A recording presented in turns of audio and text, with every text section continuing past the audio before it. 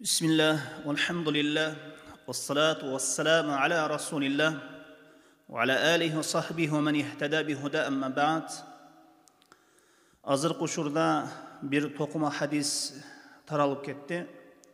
Кейбір адамдар, қала берсе көпчүлүк адамдар десек те болот, ушундай bir toquma hadisке ишенип алгандары да бар.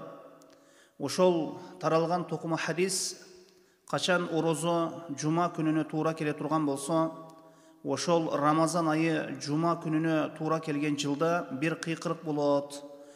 Бул кыйкырык тууралуу сахабалар сурашып, кайсыл убакытта болот?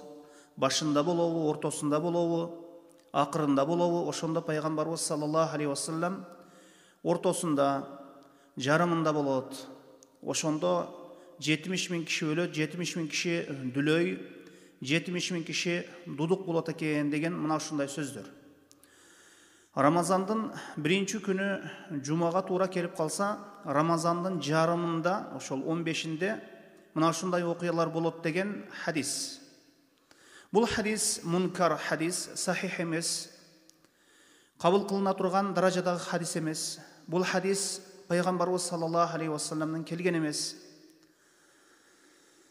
Мунун баарысы жалган болгон нерсе. Анткени пайгамбарыбыз саллаллаху алейхи вассаламга орозонун парыз болуусу хижраттын 2-жылы Шабан айынын 17-синде болгон. Пайгамбарыбыз саллаллаху алейхи вассалам 9 жыл орозо туткан. 1400 жыл аралыгында Рамазан айы жума күнүнө туура келбеген деп эч ким айта албаса керек. 2007 жылыда болгон Рамазан жума күнү башталган. Ушул хадиске келсек, чоң мухаддис алымдар бул хадисти тоқума дешкен. Хадис деп те айтканга болбойт. Риваятун мавдуа. Ошол тоқума болгон риваят. Укайла айтат, мына ушул хадис тууралуу. Бул хадис негизи болбогон хадис дейт. Өзүнүн Абдуафа ул Кабир деген китебинде. Ибнул Джаузи рахимахулла мына ушундай тоқума хадистерге китебинде өзүнчө бир бөлүм, бир бап ажыратып, бул хадис пайгамбарыбыз саллаллаху алейхи вассаламга карата токулган хадис, мындайча айтканда токулган риваят деген. Шейх Албани рахимахулла жана Шейх Ибн Баз рахимахулла да бул хадисти жалган токума хадис деп айтышкан.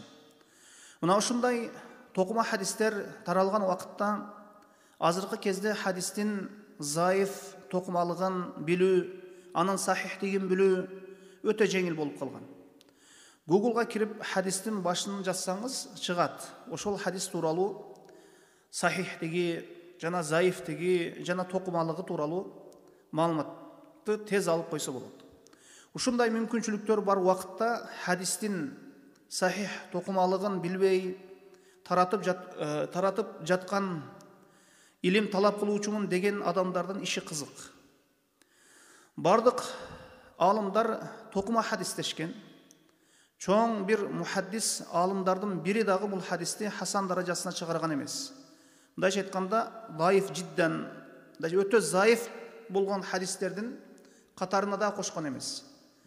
Пайгамбарыбыз саллаллаху алейхи вассалам айтат: "Ман казаба алейя мутааммидан фалятабауа мақадаху минан нар." Ким мага жалгандан хадис токуса, тозоктон ордуну даярдай берсин деген. Тозоктон орун ала берсин деген. Бир хадис колго түшкөн убакытта анын аныгын билип, аны аныктап, сахих, заифтыгын, токумалыгын ошол билип туруп анан таратуу керек. Имам Бухари биз албетте динибиз токума хадистерди таратууга тыюу салат. Бул нерсе туура келбейт, мындай токума хадистер таратуу. Ошондуктан бир хадис колго тийгенде анын сахихтигин, анын заифтигин, анын токумалыгын билип туруп, сахих болсо таратуубуз керек. Имам Бухари рахимахулла бир канча километр басып барып, бир айванын алдаган адамдын көрүп калып, ошол бир адамдан хадис алуу үчүн барып, бир нече километрлер басып, анан ошол адамды айванын алдап жаткандыгын көрүп, ошол инсандан хадис албай кайткан. Кала берсе, Имам Бухари рахимахулла бир хадисти изилдеп отуруп, изилдөөсүнүн ошол убактысы, бир хадиске кеткен убактысы айлап болгон. Мына ошондуктан адамдарды мындай токума хадистер менен коркутпоо керек, коркууга салбоо керек. Эми бул токума хадисти адамдарга таратуудан этият болуу керек. Бул токума хадисти адамдарга таратуу, эл арасына таратуу бул Аллахтын дининде илимсиз сүйлөөгө кирет.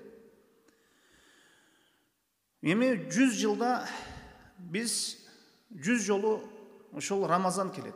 Эми ошол 100 жылда ошол бир кылымда 100 жолу Рамазан келсе, Рамазан айы келсе, жума күнүнө туура келип калган күндөр да бар да.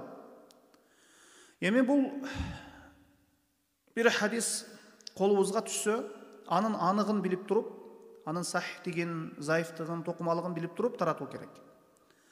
Токума хадисти таратуу бул токума хадистерди токугандардын күнөөсүнө шерик болуп калат. Бул хадис токума, мына ушул хадисти токумалыгын көп алымдар айткан. Мен кыскараак жооп бергенге аракет кылдым. Wallahu a'lam. Wa sallallahu ala Muhammadin wa alihi wa sahbihi wa sallam.